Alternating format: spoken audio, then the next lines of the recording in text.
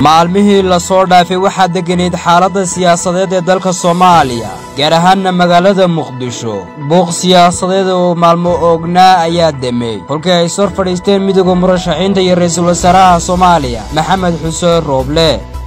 kulanka hordhac u ahaa in la sii ambaqaado doorashooyinka loo malleeyahay inay ka dhacaan dalka bari waxa lagu ballansan yahay inay ka dhacaan magaalada Muqdisho ee caasimadda Soomaaliya dibadbaxyo salaamiya ama nabadeed oo looga soo horjeedo madaxweynaha muddaxileedkiisii dhamaaday Maxamed Cabdullaahi Farmaajo taasi oo lagu dalbanayo inuu kursiga baneeyo dawladda uu hogaamiyo madaxweyne Maxamed Cabdullaahi Farmaajo waxay ogolaatay banaanbax hore ay u adeegsatay xabad nool waxaana midowga murashaxiinta iyo ra'iisul wasaaraha dalka Soomaaliya madaxweyne Maxamed Xuseen Rooble isku afkarteen in magaalada Muqdisho si nabad ay ugu banaanbixi karaan mucaaradka iyo taageerayaashooda kadib markii ay wada fariisteen murashaxiinta iyo ra'iisul wasaare Rooble xubnaha midowga murashaxiinta Soomaaliya ra'iisul wasaare Rooble ayaa mar kale soo fadhiisan doona sida uu xog ku helay telefishinka Sahan dhanka kale midowga murashaxiinta ayaa waxay wadaan banaanbax loo ogolaaday diyaargarowgiisa banaanbaxan oo bari ka dhici doona magaalada Muqdisho gaar ahaan daljirka Dahsoon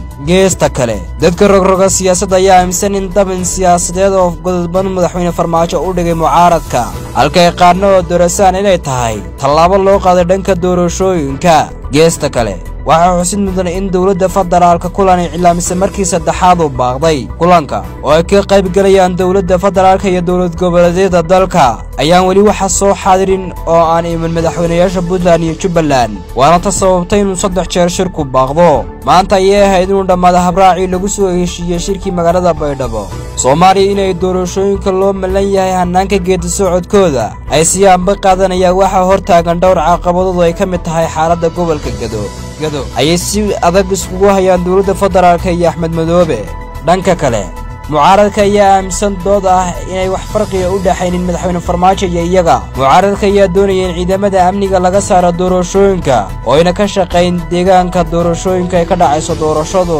mucaaradka